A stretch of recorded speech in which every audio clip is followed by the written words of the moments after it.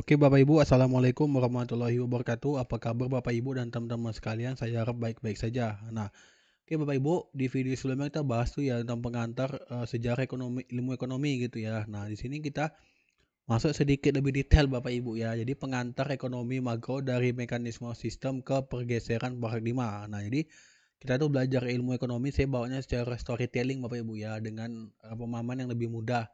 Karena kan ilmu ekonomi itu banyak gitu dianggap sulit Bapak Ibu ya. Nah, di sini kita langsung masuk ke memahami arsitektur perekonomian nasional. Nah, jadi Bapak Ibu sekarang ini tuh ilmu ekonomi itu ya, itu dari itu banyak bermasalah akar masalah ekonomi itulah kelangkaan atau scarcity. Jadi scarcity adalah sebuah kelangkaan, baik tuh kelangkaan langkahnya dari sebuah sistem, langkahnya dari sebuah maksudnya dari barang ataupun jasa. Nah, jadi ilmu ekonomi itu pasti nggak lepas dari apa ya, dari dua, kebutuhan manusia dan sumber daya. Nah, di sini kebutuhan manusia tidak terbatas, sementara sumber daya atau alat pemuas terbatas. Nah, jadi ketidakseimbangan ini memunculkan kelangkaan atau scarcity karena kelangkaan manusia dan negara harus melakukan pilihan choice dalam mengalokasikan sumber daya secara efektif, Bapak Ibu ya. Nah, jadi sebelum kita lebih lanjut Bapak Ibu, sini menjelaskan dua lensa ekonomi. Adalah ekonomi namanya mikro versus makro. Nah, jadi mikro dan makro ini pasti udah biasa lah kita dengar Bapak Ibu ya. Pasti Bapak Ibu udah tahu lah gitu ya. Nah, di sini ilmu ekonomi mikro atau ya adalah unit kecil. Nah, ini sebuah analoginya Bapak Ibu ya. Nah, jadi ilmu ekonomi mikro adalah ilmu ekonomi mikro adalah unit kecil. Nah, dia mengupas sudut pandang kepentingan unit individual, artinya secara personal individu, mempelajari interaksi dan keputusan di pasar secara spesifik melalui perilaku rumah tangga dan konsumen dan rumah tangga produsen. Nah, sementara ilmu ekonomi makro artinya keseluruhan atau agregatif, dia secara keseluruhan dari semuanya lah gitu Bapak Ibu ya. Nah, dia menganalisis fenomena ekonomi secara luas dan global, berfokus pada masalah utama, tingkat pendapatan produksi nasional, kesempatan kerja, pengangguran, inflasi, dan pertumbuhan ekonomi. Nah, jadi bisa disimpulkan Bapak Ibu, jadi ilmu ekonomi mikro dan ilmu ekonomi makro itu dua hal yang berbeda Bapak Ibu ya. Nah, kalau mikro tuh diibaratkan tuh seperti ini ya, antara rumah, kebutuhan rumah dan eee, factory atau pabrik atau manufaktur Bapak Ibu ya, atau pabrik lah gampangnya. Nah, itu hanya meliputi dua hal ini, kebutuhan rumah atau kebutuhan dasar manusia dan kebutuhan dari produksi pabrik Bapak Ibu ya, itu untuk mikro. Nah, kalau di makro nih Bapak Ibu, dia secara keseluruhan Bapak Ibu ya. Nah, di sini gambar analoginya seperti di sini nih.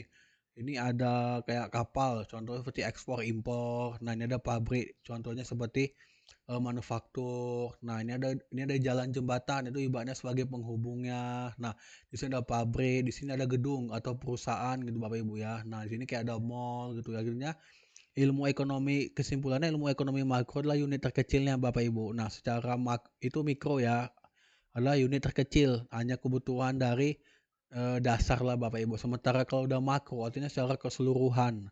Dia melibatkan banyak pihak dari mulai manufaktur, dari mulai ekspor impor, dari mulai perusahaan, dari mulai kayak mall, pasar gitu ya, dari mulai rumah tangga semuanya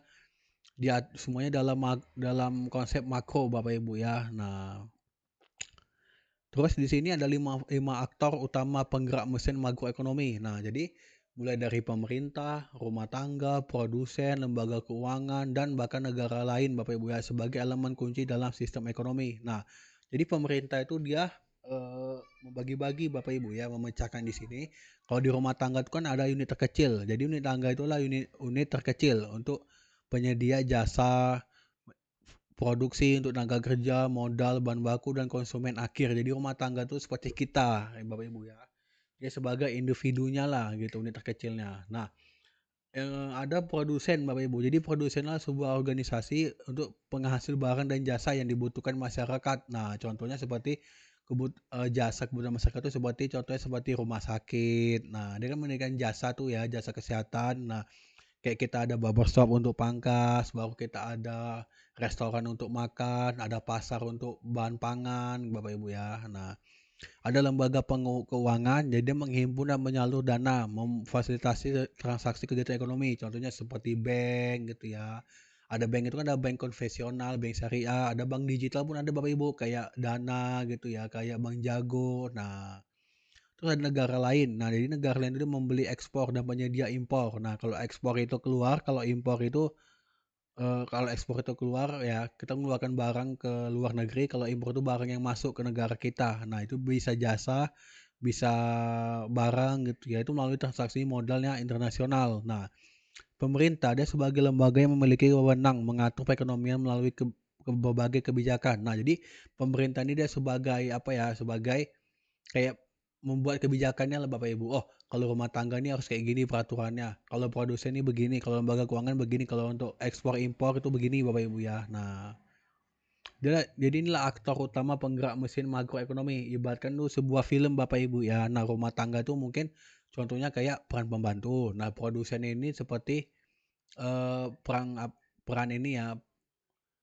peran utama gitu ya. Lembaga keuangan ini sebagai perannya untuk secara tiba-tiba datang lah contohnya gitu ya. Kalau negara lain ini peran yang tidak terduga gitu Bapak Ibu ya. Nah, jadi sini ada 4 arena lah, interaksi agregat, ada pasar, yang pertama ada pasar atau barang gitu ya. Nah, jadi Bapak Ibu, pasar pasar barang ini adalah sebuah, barang yang akan dijual beli Bapak Ibu, barang yang akan dijual beli ataupun barang yang akan dikonsumsi. Nah, ada pasar barang gitu ya, contohnya kayak kita pasar barang itu kayak kita mau beli barang, menyediakan barang, contoh kalau elektronik, barang elektronik, ada barang pakaian, fashion, ada barang untuk, eee, internet gitu ya. Nah, itu pasar atau barangnya. Nah, kalau dia pasar uang itulah kayak ini ya, contohnya kayak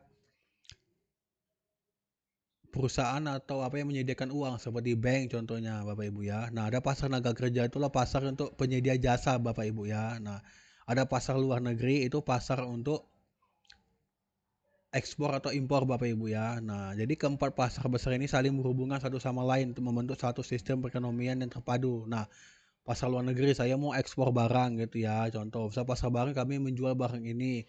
Kalau pasar uang itu kami memberikan kemudahan transaksi. Kalau pasar tenaga kerja itu pasar yang memberikan untuk memenuhi kebutuhan untuk pekerjanya, Bang. Ya. Terus jadi paradigma awal kelompok klasik dan pasar bebas. Nah, jadi pencetusnya itu Adam Smith Bapak Ibu tahun 1776. Nah, The Wealth of Nation. Kita udah bahas Bapak Ibu ya. Jadi prinsip utama kesejahteraan dapat dicapai tanpa campur tangan pemerintah. Nah, mekanismenya sama, alokasi sumber daya diserahkan sepenuhnya pada mekanisme pasar persaingan. Nah, jadi keseimbangan setiap gangguan pasar kan diatasi secara otomatis oleh oleh tangan yang tidak terlihat. Nah, itu konsep dari Adam Smith Bapak Ibu ya. Nah, jadi katalis perubahan depresi besar tahun 1920-an hingga 1930-an. Nah, jadi pada tahun itu kita mengalami depresi besar, artinya krisis global, Bapak Ibu. Nah, jadi krisis global kemunduran kegiatan ekonomi akut. Nah, jadi di awalnya itu di Amerika Serikat, terjadi di Amerika Serikat dan menyebar ke negara industri lain seperti di Eropa, contohnya seperti Inggris. Nah, gejala sistemik lah nilai sahamnya anjlok Bapak Ibu ya. Jadi nilai saham itu kan kayak persekutuan modal itu anjlok, kreditnya macet dan keberangkutan masalah perusahaan. Jadi pada masa itu di tahun 1920-an hingga 1930-an itu banyak perusahaan itu yang bangkrut Bapak Ibu ya. Nah, ada dampak makronya lah pengangguran ekstrim. Jadi karena perusahaannya itu bangkrut, perusahaannya itu macet, anjlok, jadi otomatis banyak karyawan yang di-PHK gitu ya. Maka pengangguran ekstrim tinggi itu tahun 1920-an hingga 1930-an. Nah, jadi akar kegagalan klasik inilah kemunduran ini membuktikan adanya kekurangan permintaan mutlak dalam masyarakat yang tidak bisa pulih secara otomatis. Nah, jadi penggeser paradigma pendekatan Keynesian adalah John Maynard Keynes pada tahun 1936. Nah, ini kita bahas Bapak Ibu ya. Jadi sistem pasar bebas tidak selalu mampu menciptakan tingkat kesempatan kerja penuh full employment. Jadi secara otomatis pengangguran dapat terjadi dalam jangka waktu tidak terbatas. Nah, jadi konsep kunci adalah pengeluaran agregat atau perbelanjaan masyarakat terhadap barang dan jasa adalah faktor utama penentu tingkat kegiatan ekonomi. Jadi ekonomi itu bisa bekerja dengan baik atau bekerja dengan semestinya kalau pengeluaran agregat gitu ya terhadap barang dan jasa itu adalah tercukupi, saling memenuhi gitu ya. Jadi komponen pengeluarannya adalah konsumsi rumah tangga ditambah investasi perusahaan. Nah, investasi perusahaan ini bukan kayak emas, kripto enggak Bapak Ibu. Jadi investasi perusahaan itu kayak dia bangun untuk lahan gedungnya, untuk misalnya pabrik dia untuk buat tanah untuk memperluas pabrik gitu ya. Terus pengeluaran pemerintah seperti ekspor dan impor. Setiap negara pasti melakukan ekspor dan impor. Nah, Jadi mesin intervensinya atau solusi pemulihan Keynes adalah langkah pertama adalah kebijakan defisit. Nah, jadi pemerintah tuh mengurangi anggaran ya, defisit anggaran. Contoh dia mengurangi anggaran untuk hal-hal tertentu. Nah, yang kedua proyek publik gitu. Jadi pemerintah mengeluarkan proyek publik gitu, dialokasikan untuk penyedia barang jasa publik, bahkan non produktif jika darurat yang ditangani sektor swasta. Jadi pemerintah itu fokusnya ke sini, swasta tidak menangani ini.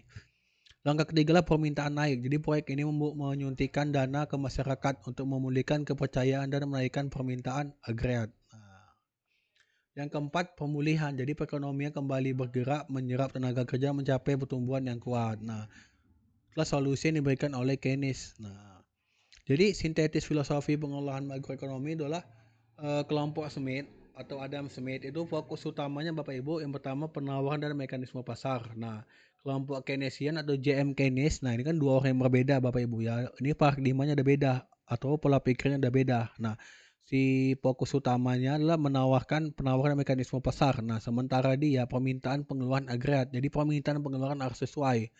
Nah, keseimbangan. Nah, jadi kelompok ada klasik ini terjadi otomatis atau invisible hand gitu, artinya tanpa tangan, artinya secara otomatis dan langsung. Nah, sementara kelompok dari Keynesian ini memerlukan dorongan eksternal saat krisis. Nah, jadi ketika saat krisis itu kita butuh eksternal. Nah, berbeda dengan kelompok klasik, dia menganggap wah biarkan aja pasar pulih dengan sendirinya. Nah, yang ketiga kesempatan kerja, jadi dia tuh cenderung selalu penuh gitu ya, full employment. Nah, sementara kelompok Keynesian pengangguran bisa terjadi tanpa batas waktu. Nah, jadi kalau umpamanya cenderungnya selalu penuh gitu ya, atau selalu dibiarkan itu maka akan bisa terjadi pengangguran dalam waktu yang lama. Terus peran pemerintah, jadi kelompok klasik inilah minimal minimal atau tanpa campur tangan, jadi minimal sedikit gitu ya, atau bahkan tanpa ada campur tangan pemerintah sekalipun. Nah, sementara kelompok Keynesian ini, dia menganggap intervensi aktif kebijakan defisit dan penyedia barang publik. Jadi pemerintah itu harus ikut aktif gitu ya, dalam untuk memenuhi kebijakan defisit dan penyedia barang secara publik. Nah, oke Bapak Ibu, sekian video dari saya, kita sampai jumpa di video selanjutnya. Bye-bye.